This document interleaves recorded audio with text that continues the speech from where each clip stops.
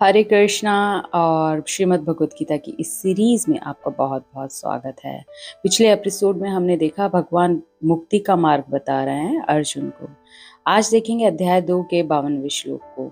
जब हमारा मन वेदों की अलंकारमयी भाषा से विचलित ना हो और वह आत्म साक्षात के समाधि में स्थिर हो जाए, तब तुम्हें दिव्य चेतना प्राप्त हो जाएगी।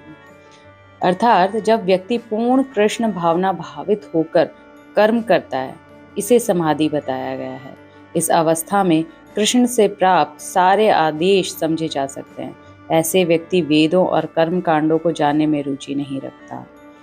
अगले श्लोक में अर्जुन ने कहा, हे कृष्ण, आध्यात्म में लीन चेतना वाले व्यक्ति, स्थित प्रज्ञ जिन्हें कहा गया है, के क्या लक्षण है, वह कैसे बोलता है तथा उसकी भाषा क्या है, वह किस तरह बैठता है, चलता है। अर्जुन भी कृष्ण से जानना चाहते हैं कि जो स्टेबल मन वाला होता है, जिसे दिव्य चेतना से युक्त व्यक्ति कहा गया है, उसके क्या लक्षण होते हैं, वो कैसे बोलता है, कैसे चलता है, क्या सोचता है। वो स्थित प्रज्ञ का अर्थ जिसे दुख सुख धूप छांव का फर्क नहीं पड़ता, अपने सभी कर्म कृष्ण को समर्पित करता हो, अपने किसी भी कर्म से अटैच नहीं हो और लाइफ की जर्नी की ड्यूटीज को पूरा करता हो। अगले श्लोक में श्री भगवान ने कहा, हे पार्थ, जब मनुष्य मनोधर्म से उत्पन्न होने वाली इंद्रिय तृप्ति की समस्त कामनाओं का परित्याग कर देता है और जब इस तरह से विशुद्ध हुआ उसका मन आत्मा में संतोष प्राप्त करता है, तो वह विशुद्ध दिव्य चेतना को प्राप्त स्थित प्रज्ञ कहा जाता है।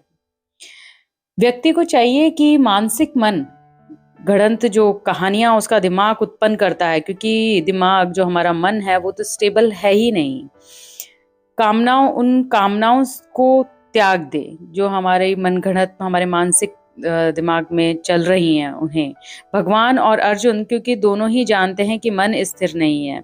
आगे हम देखेंगे कि अर्जुन यह पूछेंगे भी कृष्ण से कि मैं अपने मन को कैसे स्थिर करूं, यह मेरे बस में नहीं है, और इसका भी आंसर भगवान आने वाले श्लोक में देंगे। जो त्रय तापों के होने पर भी मन में विचलित नहीं होता अथवा सुख में प्रसन्न नहीं होता और जो आसक्ति भय तथा क्रोध से मुक्त है, वह स्थिर मन वाला मुनि कहलाता है। इस भौतिक जगत में जो व्यक्ति ना तो शुभ की प्राप्ति से हर्षित होता है और ना अशुभ के प्राप्त होने पर उससे घृणा करता है, वह पूर्ण ज्ञान में स्थिर होता है। जब मनुष्य इस भौतिक संसार में है तब तक कुछ ना कुछ उथल पुथल होती रहती है, क्योंकि संसार द्वंद्वों से भरा है।